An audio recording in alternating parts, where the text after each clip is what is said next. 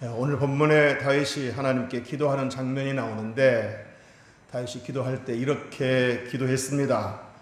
나의 유리함을 주께서 계수하셨으니, 나의 유리함을 주께서 계수하셨으니 라고 기도했습니다. 여기서 유리한다는 말은 일정한 거처가 없이, 정처 없이 떠돌아다님, 이것을 뜻합니다. 그러므로 내가 유리함을 주께서 계수하셨으니 라는 이 말은 내가 지금까지 살아오는 동안 정처 없이 떠돌며 살아왔음을 주님께서 다 계수하셨습니다. 다 헤아려 보셨습니다. 주님께서 다 알고 계십니다. 이런 의미가 되겠습니다.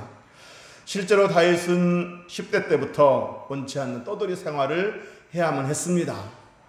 아버지와 형제들 밑에서 참 막내로서 이렇게 평온한 생활을 보내던 중에 원치 않게 갑자기 또 떠돌이 생활을 해야만 했었는데, 그 이유는 우리가 잘 아는 대로 다윗은 10대 때 아버지 심부름으로 전쟁터, 형들이 있는 전쟁터에 가게 되었습니다. 전쟁터에 있는 형들을 만나러 가게 되었습니다. 그 전쟁터에 갔다가 이스라엘과의 접전 중에 있는 그 블레셋의 거인 장수 골리앗과 맞서 싸우게 됩니다. 거기서 다윗은 골리앗과 맞서 싸웠고 거인 골리앗을 죽이고 이스라엘에게 대승리를 안겨주었습니다. 그는 그 일로 인해서 갑자기 영웅이 되었습니다. 그리고 그 일로 인해서 다윗은 10대 나이에 이스라엘의 군대 장관이 되었습니다. 그리고 사울왕의 사위가 되었습니다. 다윗의 앞길에 탄탄대로가 열리는 듯 했습니다. 하지만 이때부터 다윗의 고난과 역경이 시작되었습니다. 유리하는 생활이 시작되었다고 봐야 합니다. 사울왕의 시기와 질투로 다윗은 사울에게 쫓겨다니는 신세가 되었고, 때로는 황량한 빈들에서, 때로는 캄캄한 동굴에서 숨어 지내게 되었습니다. 그러다가 급기야는 이방 땅, 원수의 나라 블레셋 땅, 그 가드 아기스 왕에게 찾아가서 망명 생활을 하려고 했습니다. 오죽했으면 블레셋에 가서 나 여기서 좀 붙어 살고 싶다, 이렇게 망명을 요청했겠습니까? 하지만 그것도 여의치 않았습니다. 아기스의 부하들이, 블레셋 가드 왕 아기스의 부하들이 다윗을 가리키면서 왕이시여, 저 사람은 골리앗을 죽인 장본인입니다. 골리앗을 죽인 우리의 원수입니다. 저 사람을 받아들이면 안 됩니다. 저 사람을 받아들였다가는 언제 우리를 또 살해할지 모릅니다. 이참에 저렇게 왔으니 지도새도 모르게 죽여버립시다. 이런 분위기가 조성된 겁니다. 다윗이 가만히 보니까 여기 있다가는 지도새도 모르게 죽을 수 있을 것 같아서 거기서 다윗은 미친 척하고 미친 사람이 연기를 하고 거기를 빠져나왔습니다. 침을 질질 흘리면서 미친 척하자 아기스 왕이 이런 미친놈 아니야, 이런 미친놈이 왜 우리한테 왔어 하면서 내보냈죠. 그렇게 해서 다윗은 겨우 목숨을 건졌습니다. 여러분, 이때 다윗의 마음이 얼마나 비참하고 참담했겠습니까? 얼마나 비통했겠습니까? 아버지 밑에서 참 즐거운 목동 생활을 하다가 또 이렇게 계기가 되어서 이렇게 다윗 골리앗을 죽이고 사울왕의 사위가 되고 이스라엘의 군대 장관이 되어서 탄탄대로를 걷는 듯 했는데, 오히려 그것 때문에 이렇게 떠돌이 생활을 하고 미친 척 연기까지 해가면서 목숨을 연명하는 이 신세가 얼마나 다윗에게 비참하고 비통했겠습니까? 여러분, 이런 생활을 무려 10년이나 했습니다. 도피 생활을 10년이나 했습니다. 그러니 그동안 얼마나 삶이 고단하고 외롭고 괴로웠겠습니까? 그래서 다윗은 이렇게 기도한 겁니다. 내가 유리함을, 정처 없이 떠돌고 방황함을 주께서 다 아십니다. 주께서 다 헤아려 보셨습니다. 계수하셨습니다. 내가 수많은 원수들 때문에 도피 생활을 하며 이렇게 외롭게 살아왔고 이 과정을 하나님이 다 보시고 아시고 계수하셨습니다. 이런 의미가 됩니다. 자, 그런가 하면 다윗은 또 이렇게 기도했습니다. 나의 눈물을 주의 병에 담으소서. 나의 눈물을 주의 병에 담으소서. 이 기도는 무슨 의미겠습니까? 주님, 내가 그동안 얼마나 이해롭게 떠돌이 생활을 하면서 유리하며 방황하며 살면서 얼마나 많은 눈물을 흘렸는지 주님이 잘 아십니다. 내가 흘려왔던 눈물이 얼마나 많은지 누구보다도 주님이 잘 알고 계십니다. 지금도 여전히 내 눈에는 눈물이 그치지 않고 있습니다. 주님이 이것을 잘 알고 계십니다. 그러니 주님, 이 눈물을 보시고 이 눈물을 받으시고 이 눈물의 한을 좀 풀어주세요. 이런 의미가 담겨 있는 겁니다. 지금까지 애롭게 떠들면서 살았던 이 유리함과 방황함을 이제는 좀 그치게 해주세요. 이제는 눈물 흘리지 않게 해주세요. 이런 의미가 담겨 있는 겁니다. 하나님은 이 다윗의 기도에 마침내 응답하셨습니다. 하나님은 다윗의 눈물을 보셨고 눈물을 닦아주셨고 그 눈물의 한을 풀어주셨습니다. 그가 흘린 눈물만큼 그에게 큰 기쁨을 안겨주셨고 그에게 큰 간증을 하게 하셨습니다. 끝나지 않을 것 같은 무려 10년이나 그 도피 생활을 했으니 언제까지 이 생활을 해야 한단 말인가 하고 끝나지 않을 것 같은 길고 긴 그 유랑 생활을 드디어 청산하게 하셨고 마침내 왕궁에 입성하게 하셨습니다. 이미 사울왕은 블레셋과의 전투에서 죽었고 이제 다윗이 왕이 되어 왕으로 추대되어 왕궁에 입성하게 되었습니다. 왕궁에 입성하여 대관식을 치를 때 그렇게 다윗을 죽이려고 쫓아다녔던 그 사울왕의 부하들은 이제 다윗의 부하가 되어서 다윗 왕 앞에 엎드려 무릎을 꿇었습니다. 시편 23편에서 다윗은 주께서 내 원수의 목전에서 내게 상을 차려주시고 기름을 내 머리에 부으셨으니 내 잔이 넘치나이다. 여러분, 기름은 누구에게 붓습니까? 제사장, 선지자, 왕에게 붓습니다.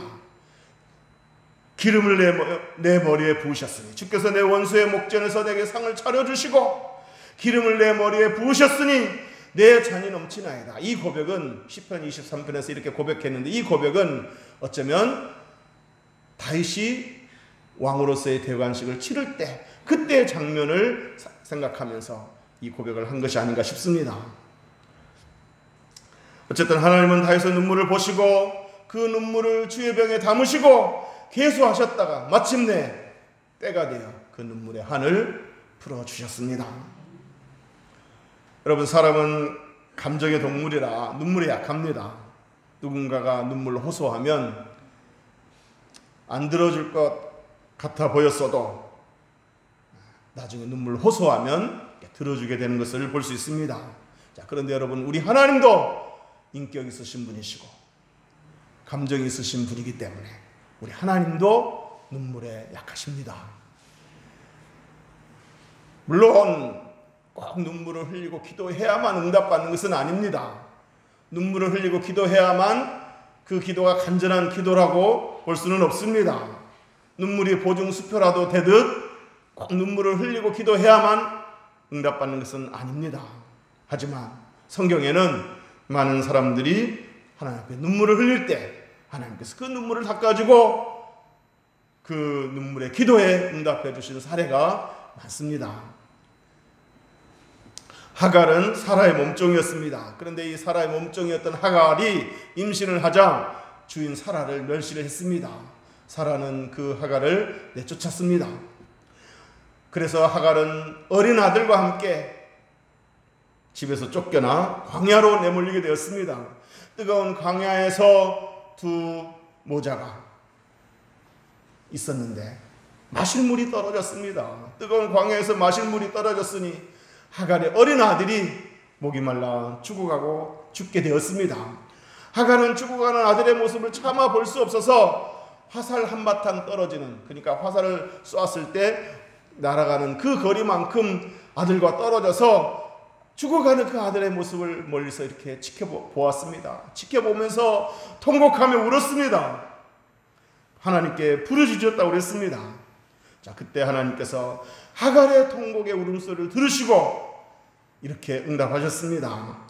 창세기 21장 16절에 보면 이르다 아이가 죽는 것을 참아 보지 못하겠다 하고 화살 한바탕 거리 떨어져 마주 앉아 바라보며 소리내어 우니 하나님이 그 어린아이의 소리를 들으셨으므로 하나님의 사자가 하늘에서부터 하갈을 불러 이르시되 하갈아 무슨 일이냐 두려워하지 말라 하나님이 저기 있는 아이의 소리를 들으셨나니 라고 응답하셨습니다. 여러분, 이 상황에서 우리가 주목해야 될 사실이 있습니다. 그건 바로 하갈이 눈물을 흘리며 부르짖었을 때에 하나님께서 하갈의 부르짖는 소리를 들으셨다 이렇게 표현하지 않고 누구의 소리를 들었다고 했습니까? 아이의 신음소리를 들었다 그랬습니다. 하갈이 아이와 화살 한바탕 거리되는 그 떨어져서 아이가 죽어가는 모습을 지켜보면서 통곡하고 부르짖었을 때 하나님은 하갈의 소리를 들으신 것이 아니고 아이의 신음소리를 들으셨다 그랬습니다. 무슨 얘기입니까? 우리 자녀가 험한 세상 살아가는 동안 때로 너무 힘들어서 신음할 때 그럴 때 있지 않겠습니까? 너무 살기 힘들다, 너무 버겁다 이렇게 한숨 쉬고 있을 때 그때 저와 여러분이 우리 자녀를 위해서 눈물을 흘리며 기도하면 하나님은 우리의 눈물을 보시고 우리 자녀들의 신음소리를 들으시는 줄로 믿습니다. 사랑하는 성도 여러분, 눈물의 자식은 망하지 않는다라는 말이 있습니다. 우리 자녀들이 험한 이 세상을 살아가면서 때로 힘들어하는 모습을 보게 될 때 하나님 앞에 나아가 눈물을 쏟아내면, 눈물로 기도하면 하나님께서 우리 눈물을 보실 뿐만 아니라 우리 자녀들의 신음소리를 들으시고 우리 자녀들에게 험한 세상을 헤쳐나갈 힘과 용기를 주실 줄로 믿습니다. 히스기야 왕이 불치의 병에 걸려 죽을 지경에 이르게 되었습니다. 사망 선고를 받았습니다. 그러자 히스기야가 벽을 향하고 하나님께 눈물로 기도했다고 그랬습니다. 이사야 38장 14절에 보면 히스기야가 기도할 때 이렇게 기도했다고 그랬습니다. 나는 제비같이 핫같이 지저귀며 비둘기같이 슬피 울며 나의 눈이 쇠하도록 악망하나이다. 이렇게 눈이 쇠할 정도로 눈물을 흘리며 기도했다고 그랬습니다. 그러자 하나님께서 이렇게 말씀하시며 응답하셨습니다. 내가 너의 기도를 들었고 너의 눈물을 보았노라. 따라서 합시다. 내가 너의 기도를 들었고 너의 눈물을 보았노라. 믿습니까? 하나님께서 내가 너의 눈물을 보았노라 이렇게 말씀하시고 히스기야에게 15년의 삶을 더 연장해 주셨습니다. 마르다 마리아의 두 자매 오빠 나사로가 또 병에 걸려 죽어가게 되었습니다. 두 자매는 급히 예수님께 사람을 보내어서 빨리 오셔서 오빠를 치료해 주시도록 부탁을 드렸습니다. 그런데 주님이 얼른 오시지 않았습니다. 그리고 주님이 지체하시는 바람에 오빠는 죽고 말았습니다. 예수님이 도착했을 때는 이미 오빠가 죽은 지 이미 4일이 지났고 그의 시신은 동굴에 안치되어 버리고 말았습니다. 마르다 마리아가 뒤늦게 도착하신 예수님을 붙잡고 슬피 울었습니다. 그러자 주님께서 네 오라비가 다시 살아나리라 하시면서 죽은 나사로를 살리셨습니다. 자, 그런데 여러분, 이 대목에서도 주목해야 될 사실이 있습니다. 그건 뭐냐면 예수님께서 죽은 나사로의 무덤 앞에서 나사로야 일어나라 하고 선포하며 나사로를 살리시기 전에, 그의 능력을 행사하시기 전에 나사로의 무덤 앞에서 눈물을 흘리셨다 그랬습니다. 마르다 마리아가 눈물을 흘리고 있었을 때 예수님도 함께 눈물을 흘리셨다는 얘기입니다. 요한복음 11장 33절에서 35절까지 보면 예수께서 그가 우는 것과 또 함께 온 유대인들이 우는 것을 보시고 심령에 피통이 여기시고 불쌍히 여기사 이르시되 그를 어디에 두었느냐 이르되 주여 와서 보옵소서 하니 예수께서 눈물을 흘리시더라. 여러분, 우리 주님은 우리가 마음 아파 눈물을 흘릴 때 함께 마음 아파 눈물을 흘리시는 분이십니다. 우리가 눈물 흘리며 기도할 때 그가 가지신 능력을 갖고 역사하시기 전에 그 그 능력을 나타내시기 전에 먼저 같이 마음 아파하시고 우리가 눈물을 흘릴 때 같이 눈물 흘리시는 분이십니다. 믿습니까? 그런데 여러분, 사람은 한계가 있어서 우리가 눈물을 흘릴 때 같이 울어줄 수는 있습니다.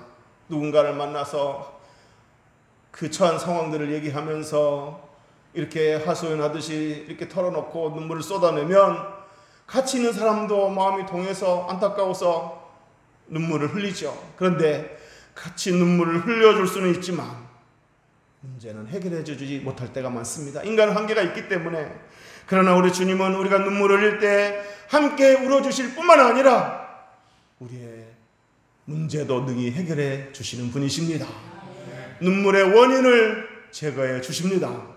시편 116편 8절에 주께서 내 영혼을 사망에서 내 눈을 눈물에서 내 발을 넘어짐에서 건지셨나이다. 내 눈을 눈물에서 내 발을 넘어짐에서 건지셨나이다. 이처럼 우리가 하나님 앞에서 눈물을 흘리면 우리 하나님은 우리의 눈물을 닦아주실 뿐만 아니라 눈물 나오는 그 상황에서 우리를 건져주십니다. 사람 앞에서 눈물을 쏟아내면 그 사람은 함께 마음 아파해 줄 수 있고 함께 눈물을 흘려줄 수는 있지만 그 눈물의 원인은 제거해 줄 수 없습니다. 그 눈물 나는 그 상황에서 우리를 건져낼 수는 없습니다.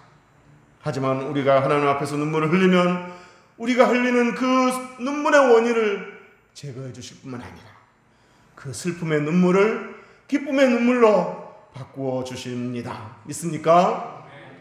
주께서 내 영혼을 사망해서 내 눈을 눈물에서 내 발을 넘어짐에서 건지셨나이다. 믿습니까? 우리가 잘 아는 행복이라는 CCM에 이런 가사가 있습니다. 우리가 자주 불렀던 그 행복이라는 그 CCM에 이런 가사가 있는데 눈물 날 일 많지만 기도할 수 있는 거. 눈물 날 일 많지만 기도할 수 있는 거. 이런 가사가 있습니다. 그러면서 후렴 가사에 이것이 행복이라고. 세상은 알 수 없는 하나님의 선물. 이것이 행복이라고. 하나님의 자녀로 살아가는 것. 이것이 행복이라고. 눈물 날 일 많지만 우리는 하나님의 자녀이기 때문에 우리에게는 기도라는 특권이 있다는 겁니다.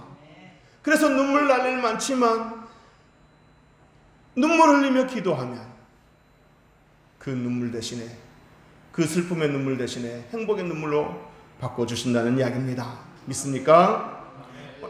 다윗은 참으로 눈물 날 일이 누구보다도 많았습니다. 그러나 그때마다 그 눈물을 하나님께 쏟아내며 기도했습니다. 나의 눈물을 주의 병에 담으소서. 나의 눈물을 주의 병에 담으소서. 그렇게 눈물 날 일도 많았고 수많은 눈물을 흘렸던 다윗에게 마침내 행복이 찾아왔습니다.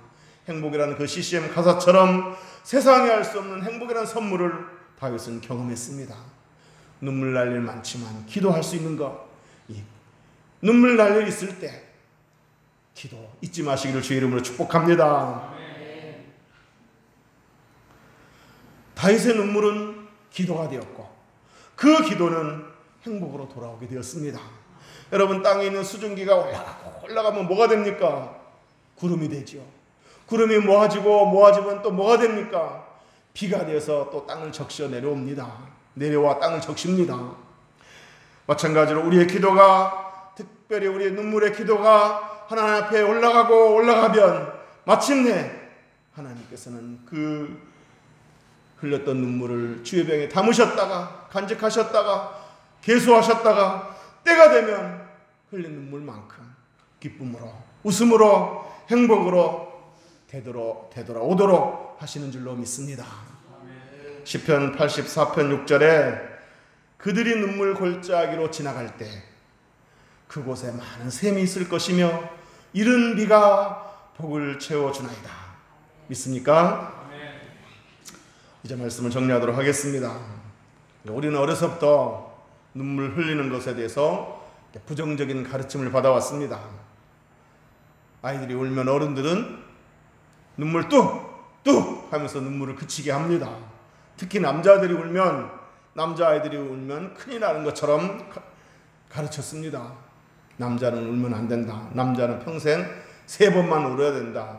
태어날 때 1번 울고, 임금님이 서거할 때 울고, 그리고 부모가 돌아가셨을 때 울어야 된다. 이렇게 가르쳤습니다. 그러니까 남자들은 쉽게 울면 안 된다고, 눈물을 보여서는 안 된다고 가르쳤습니다. 그러다 보니까 남자들은 성인이 되면서 눈물을 참는 것이 미덕인 것처럼 인식하게 되었습니다. 그러나 여러분, 다윗은 누구보다도 많이 울었습니다. 기도할 때 하나님 앞에 눈물을 쏟으며 울며 기도했습니다. 오늘 본문에서도 다윗은 수많은 원수들 때문에 외롭게 떠돌아다니며 유려하며 살아가는 동안 눈물을 많이 흘렸습니다. 이 눈물을 주의 병에 담으시고 이 눈물의 한을 풀어주세요 라고 기도했습니다. 사랑하는 성도 여러분, 그동안 많은 눈물을 흘려왔을 것이고, 지금도 막 울고 싶은 성도도 있을 것이고, 앞으로도 눈물 날 일이 있을 때 참지 마시고 눈물을 쏟으시기 바랍니다. 단 그 눈물을 하나님 앞에 쏟으시기를 바랍니다. 우리의 눈물을 닦아주실 수 있는 분, 들어주시는 분, 너의 눈물을 안다, 내가 너의 눈물을 보았노라 하고 말씀하시며 눈물을 닦아주실 수 있는 분, 함께 울어주실 수 있는 분, 그리고 눈물의 원인을 제거해 주실 수 있는 분, 그분 앞에 눈물을 쏟으시기를 주의 이름으로 축복합니다.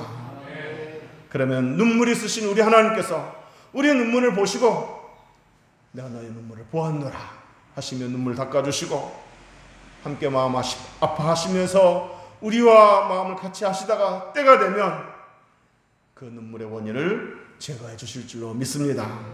설령 우리가 원하는 방식으로 꼭 그대로 눈물의 원인을 제거해 주시지 않는다 할지라도 어떤 형태로든 우리가 흘렸던 눈물을, 우리가 흘렸던 그 슬픔의 눈물을 기쁨의 눈물로 바꿔주시고, 우리가 흘린 만큼 더 많은 웃음과 감격으로, 행복으로 갚아주실 줄로 믿습니다. 믿습니까? 기도하겠습니다.